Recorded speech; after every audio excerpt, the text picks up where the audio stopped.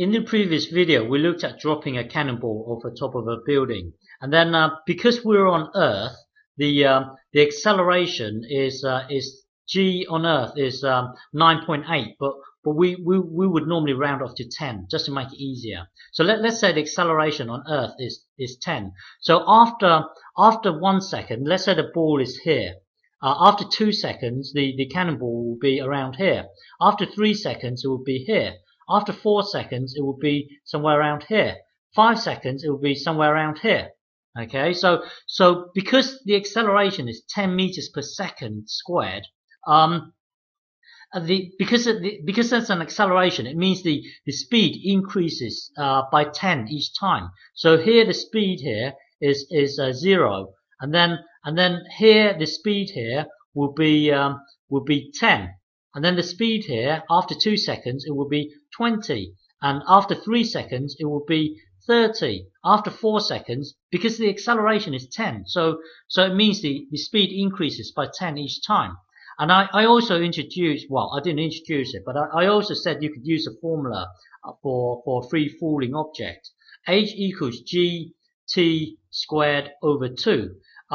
I said you could use this formula here to work out the distance traveled after, let's say, 4 seconds. Okay, so after 4 seconds, well, t here would be 4 at this point here. So you would put the 4 into this formula here.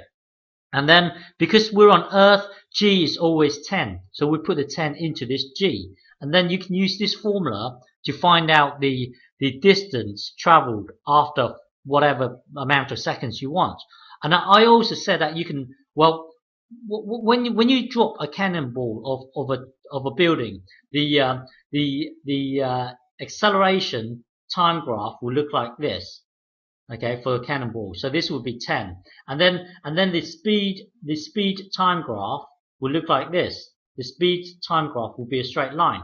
Okay, and I said that if you want to find out the distance traveled from here to here, you can either use this formula here, or you can work out the area underneath the speed time graph. Now, why is it that this is the same as working out the area here? Well, if you look at the equation for the speed time graph, it will be y. Well, it's a straight line. So whenever you see a straight line inside your mind, you should see this: y equals mx plus c. Now, remember the gradient represents the acceleration. So in this case, m is 10. Okay, 10x. And c in this case is 0 because it goes through the origin. So we're going to forget about the c. We could put plus 0 in here, but it's just messy. So let's just remove it. So the equation for this line here is y equals 10x. Yes, we can swap t with the x and s with the y.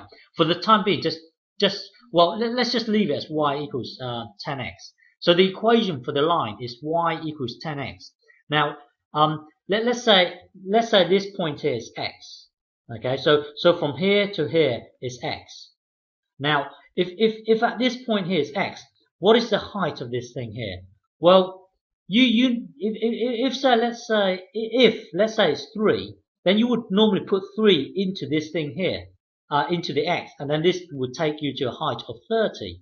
Okay, but because we are looking at a general case, like we are calling it x. So let's so if we put x into here, the height of this thing here will be 10x.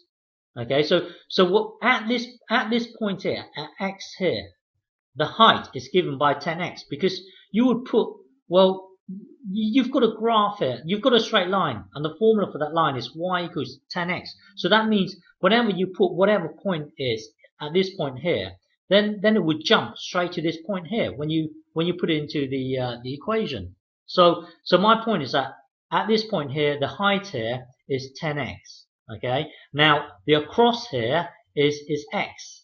So if you want to work out the area underneath the graph, you would get the x here, the across here, times the height. Well, the height is 10x. So the area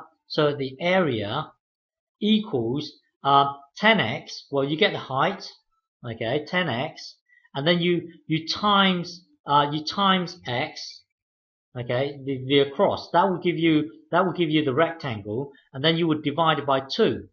Okay, so this here would become 10x squared over 2.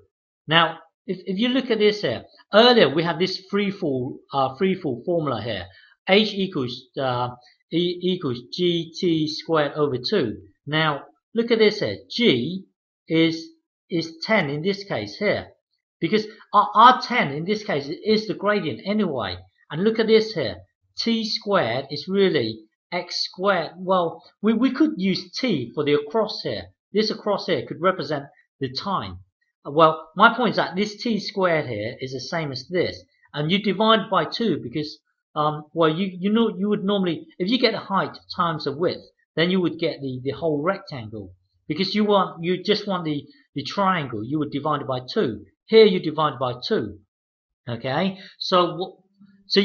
well, my point is that this formula here, the free fall formula here, gt squared over 2 is, hang on, the acceleration time graph. On Earth is 10.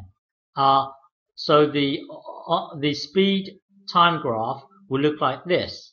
Okay, and then my point is that in the previous video I said you can either use this formula or work out the area underneath the speed time graph.